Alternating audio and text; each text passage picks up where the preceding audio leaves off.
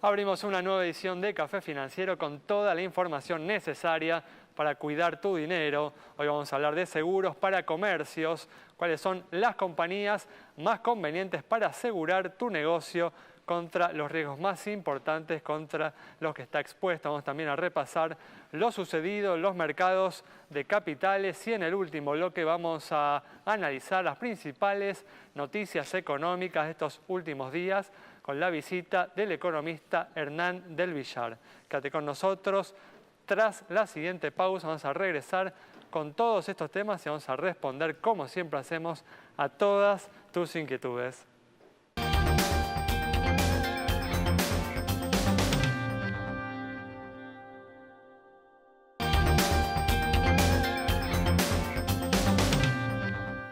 Bueno, ya estamos aquí, como siempre, con la presencia de Santiago Chelala. También está con nosotros Yamila Escala y nos acompaña hoy Diego Martínez Bursaco para hacer el repaso habitual de lo sucedido en los mercados de capitales. ¿Qué tal? ¿Cómo andan? Hola, ¿Qué tal, Diego? Muy bien, ¿cómo les va?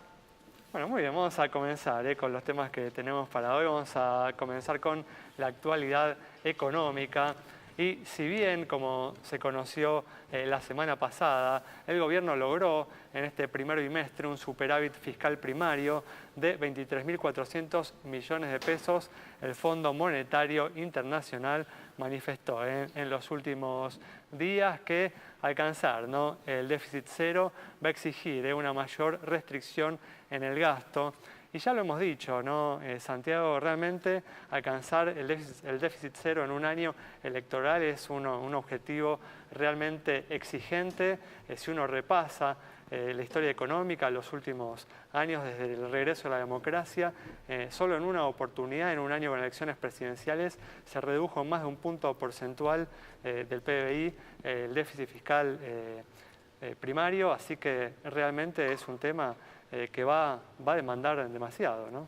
Sí, Ale, es difícil ajustar, por lo que decís, por el tema del ciclo político, año electoral, y también es difícil ajustar por el ciclo económico en sí mismo, ¿no? Estamos en una recesión y por supuesto que reducir el gasto agrava esa recesión, ¿no? Así como uno puede decir que con políticas keynesianas uno puede ir gastando y de alguna manera reactivando la demanda, claramente si el gobierno lo que hace es ajuste sobre ajuste, lo que hace es afectar la recesión, afectar el PBI, entonces es mayor el superávit que se necesita para cumplir con el déficit cero, se deteriora lo que es la capacidad de recaudación, Ale, ¿eh? Hoy en día la recaudación está creciendo un poco incluso por debajo de lo que es la inflación, entonces en términos reales el Estado tiene menos recursos para gastar lo mismo. Por lo tanto, lo que está viendo el Fondo Monetario es que para cumplir con la meta de déficit cero, algunos le dicen casi cero, ¿no? Porque se estima que va a ser casi cero y que después va a haber algún tipo de perdón o de waiver por las buenas intenciones y el esfuerzo hacia la dirección adecuada. Bueno, ya de por sí está permitido gastar este 0,3% del PBI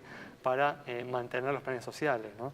Que es algo que se hizo estos días, ¿no? Hay que recordar que el FMI autorizó cerca de 20.000 millones de pesos justamente para ayuda social, porque está viendo que realmente la conflictividad laboral, hoy también tuvimos un día muy complicado en la ciudad de Buenos Aires, piquetes, marchas, etcétera, la conflictividad social está en aumento, justamente porque hay varios sectores que están sufriendo estas políticas de ajuste, hay que decirlo, ¿no? Ni hablar lo que es el poder adquisitivo medio. Así que efectivamente el gobierno va a tener que elegir seguramente antes de las elecciones, lo vamos a ver muy pronto, cuáles son, desde la botonera que tiene, cuáles son los sectores que van a ser más afectados por un ajuste que tiene que ser más profundo si se quiere cumplir con el acuerdo firmado con el Fondo Monetario.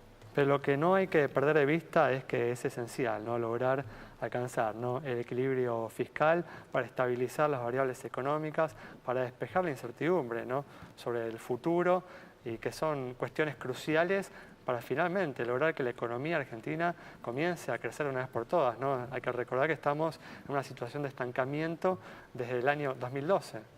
Sí, Ale, hoy en día también los inversores, lo vamos a hablar seguramente con Diego en un ratito, pero están mirando más que nada las elecciones de junio y de octubre para ver cuál va a ser finalmente el ganador, ¿no? Hay algunas encuestas que están dando por arriba incluso a Cristina Fernández de Kirchner, 33% contra 30% de intención de voto de Mauricio Macri. Entonces todas estas cosas de no saber hacia dónde va a ir el país, si efectivamente se produce un cambio de signo político, un cambio de rumbo, es lo que afecta la confianza, la credibilidad, la intención atención de los inversores, incluso por ahí más que estos indicadores económicos que uno lo ve que son tan importantes de capacidad de pago, como es el tema del déficit fiscal, del gasto público, pero bueno, hoy en día la mayoría de los ojos están puestos justamente en cuál va a ser el resultado electoral.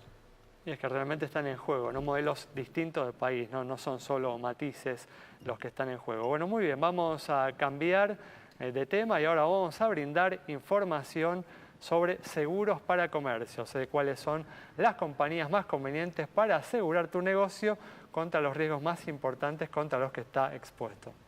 Así es, distintas opciones en base a un ejemplo concreto, en este caso el seguro para comercio, distintas sumas aseguradas que refieren a un precio, no es lo mismo el valor por el cual uno asegura y por ende el precio que tiene que pagar todos los meses, pero con un ejemplo concreto uno puede hacerse una idea de cuáles son las empresas más competitivas en este rango y desde ya si tiene una situación puntual consultarla con más de una compañía de seguro. Vamos entonces al caso de una librería en el barrio de Caballito, ¿sí? Con un local de 60 metros cuadrados. Las sumas aseguradas, para que ustedes sepan estos valores que están viendo en pantalla, son 1.980.000 pesos incendio edificio. Tal vez una de las coberturas más importantes porque tienen que ver con la integridad toda del edificio. Luego 460.000 incendio contenido, ¿sí? Lo que está dentro del local comercial.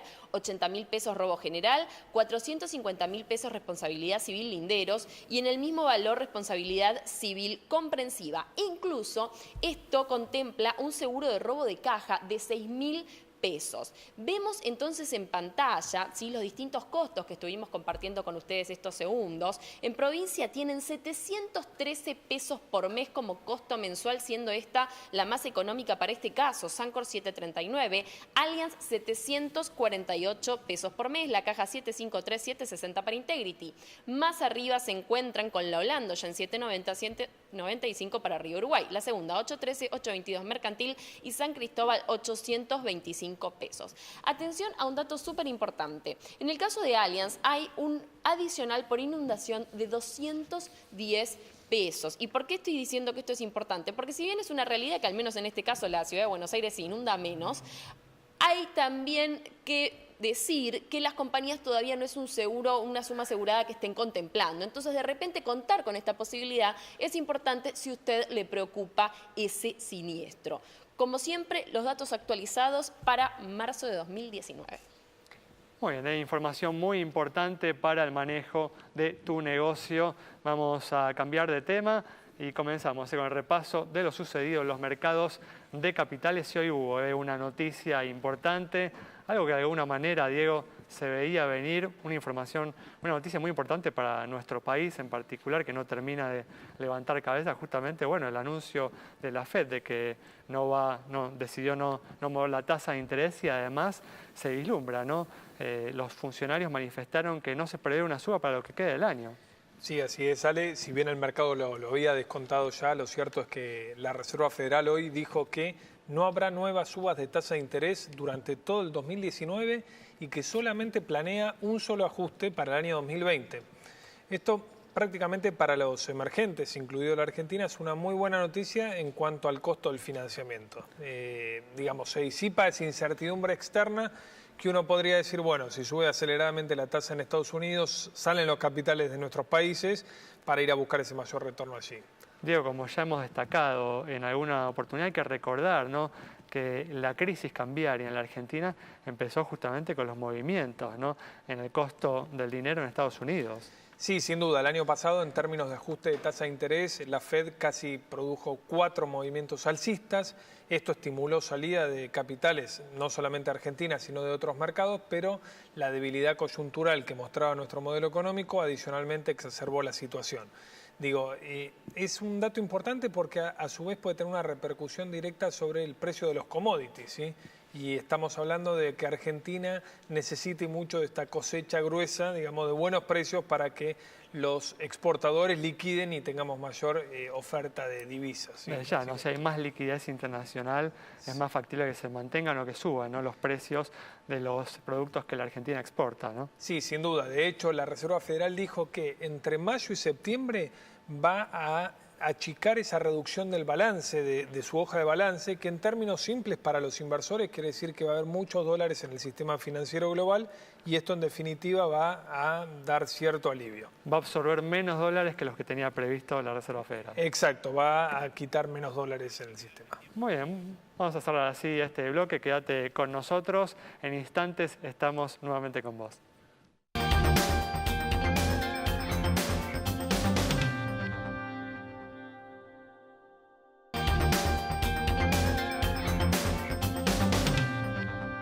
Bueno, estamos de regreso y como siempre vamos a comenzar a responder a todas tus preguntas y arrancamos con las consultas sobre el estado de las entidades financieras y como siempre con una noticia del mercado bancario.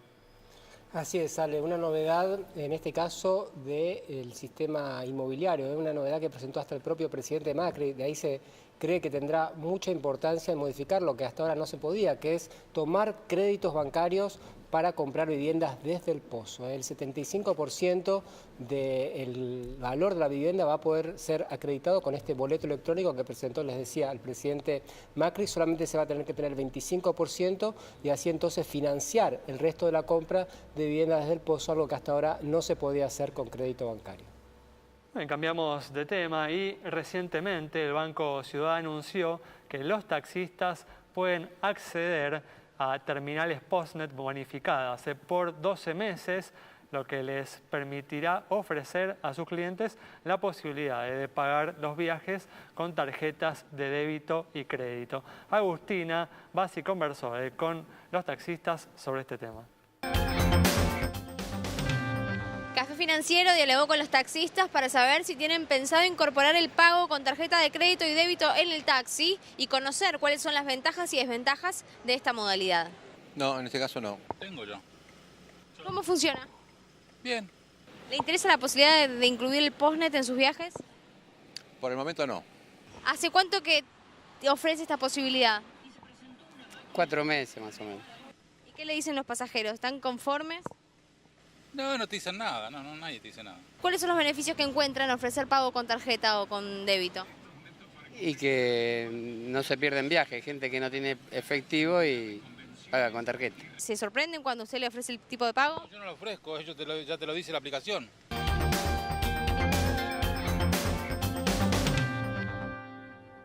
Muy bien, importante que los taxistas vayan incorporando esta posibilidad que realmente le brinda una facilidad a los pasajeros y a ellos les permite manejarse con menos efectivo, algo que les brinda mayor seguridad. Vamos a continuar con el repaso de lo sucedido en los mercados de capitales y cómo impactó esta noticia de la que hablábamos en el bloque anterior, Diego, justamente la decisión de la Fed de mantener la tasa de interés y la proyección que hizo para los próximos meses en el mercado local. Bueno, en el día de hoy los activos argentinos habían empezado a la baja, también el dólar había empezado con una suba significativa y eso se fue moderando y precisamente después de la noticia algunos ADRs en Estados Unidos comenzaron a mostrar signos positivos y eso repercutió positivamente en el mercado local. A ver, de corto plazo, creo yo que lo que hablaba Santi, lo que hablaban ustedes, hasta que no se disipe todo el ruido político, es muy difícil pensar en un mercado de capitales que pueda romper con esta lateralización, como decimos los analistas. Sin lugar a dudas. Bueno, muy bien, vamos a cerrar, como hacemos siempre este bloque ahora, respondiendo a una consulta sobre la situación de una empresa aseguradora y con una noticia del mercado de seguros. Información que compartimos en pantalla y que pueden consultar en la página de la Superintendencia de Seguros de la Nación. Los balances de las compañías aseguradoras se pueden pedir de manera gratuita y digital y allí tienen la información para conseguirlos. Cualquier ciudadano tiene derecho a los mismos. Muy bien, es un tema importante justamente para corroborar el estado de la compañía en la que uno se va a asegurar. Cerramos así este bloque. Quédate con nosotros. Al regreso vamos a estar dialogando con el economista Hernán del Villar.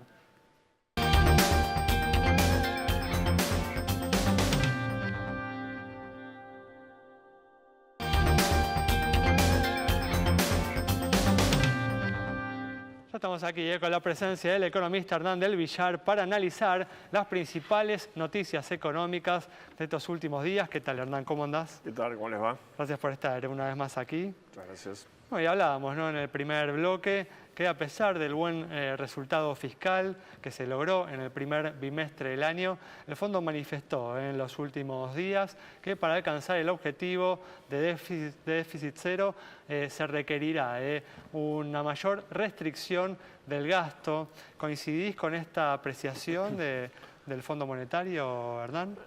Nosotros coincidimos con esa apreciación, sobre todo pensando en lo siguiente, que tenés una tendencia en determinados gastos, básicamente los gastos sociales, el gasto de jubilación, que es claramente creciente por el régimen de ajuste. Claro. ¿No? Entonces, al tomar inflación más salario en los porcentajes respectivos, lo que hoy en el primer trimestre tenés con aumentos interanuales debajo de 30, allá por septiembre los tenés arriba de 40. Claro, exacto. ¿No? Entonces tenés una tendencia sobre una parte importante del gasto creciente. Contra eso tenés mejores ingresos porque la inflación ayuda un poco a esos ingresos.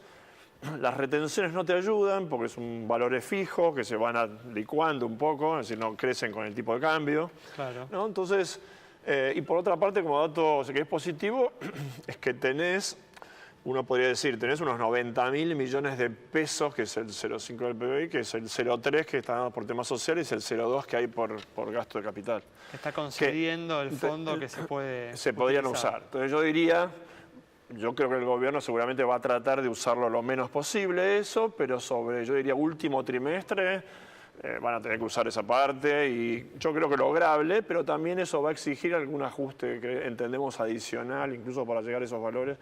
Ajuste adicional que puede ser, me imagino, gasto de capital, lo que se puede ajustar, gasto de capital y subsidios, digamos, ¿no? Entonces, pero avanzado el año, ¿no? Entonces nosotros tenemos una mirada en la cual el gobierno, entendemos que el gobierno va a querer cumplir, creemos que lo va a poder cumplir y que posiblemente necesite, como tiene una presión sobre una parte del gasto automática por el tema de las jubilaciones básicamente y los gastos sociales, va a necesitar a lo mejor hacer un esfuerzo mayor en las áreas donde puede manejar. Fernán, ¿se puede profundizar el ajuste en un año electoral?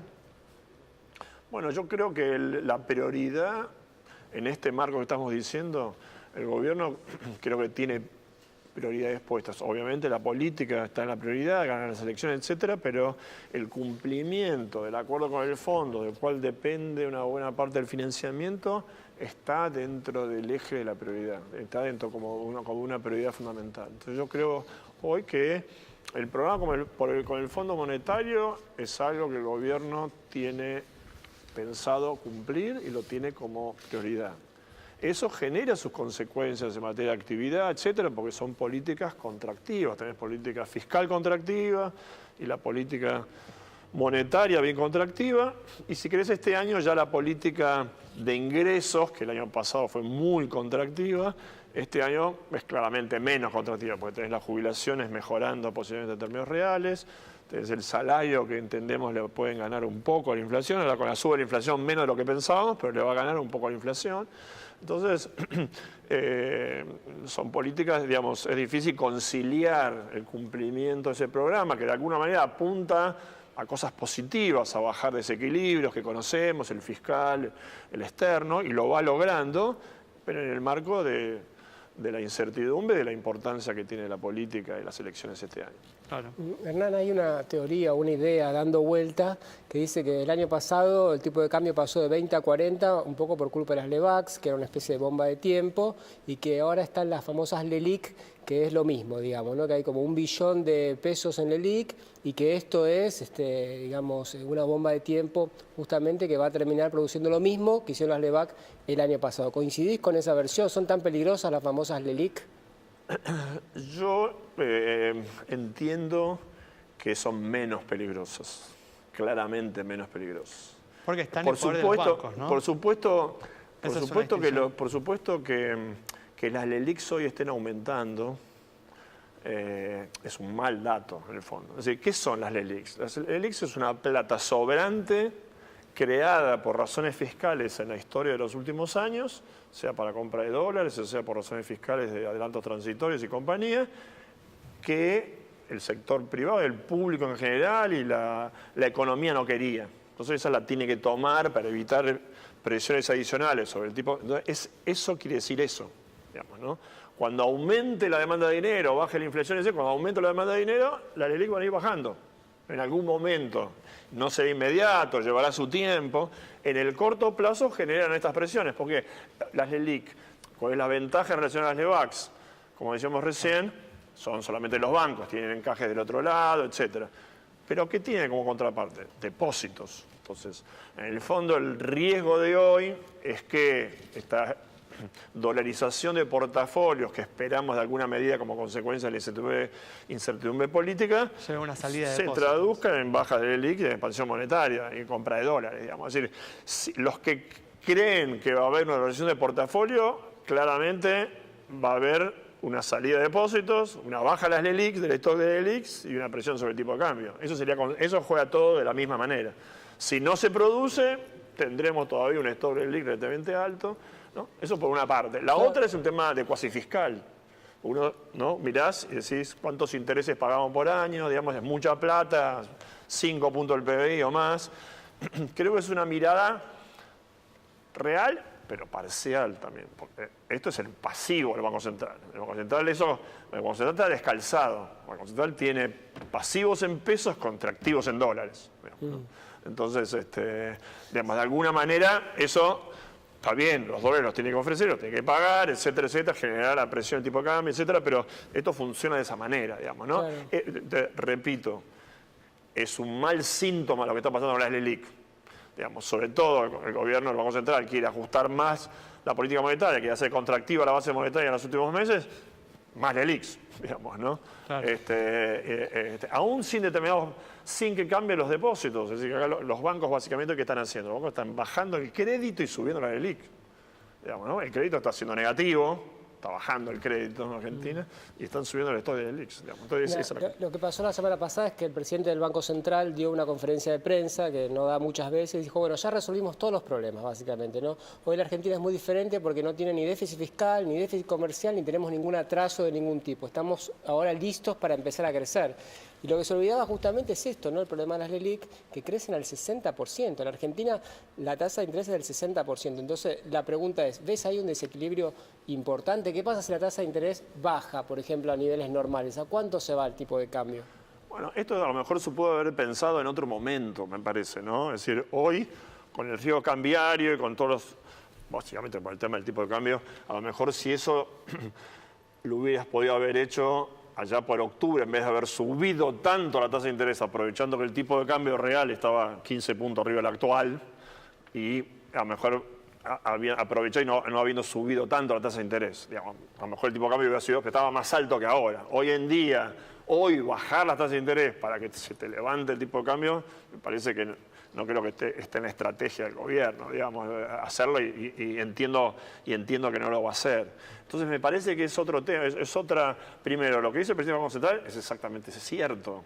El origen del problema es un tema de origen fiscal, de expansión monetaria y de demanda, de oferta de dinero que no la quiere el público. Entonces, eso está solucionado en un principio, cosa que no pasó en la historia argentina hace muchos años. Entonces, como primer tema, punto de partida, bueno, te queda este resto acá que tenés acá, que va subiendo y bajando y que ya no es la demanda de pesos, es la demanda de lo que llama la demanda financiera.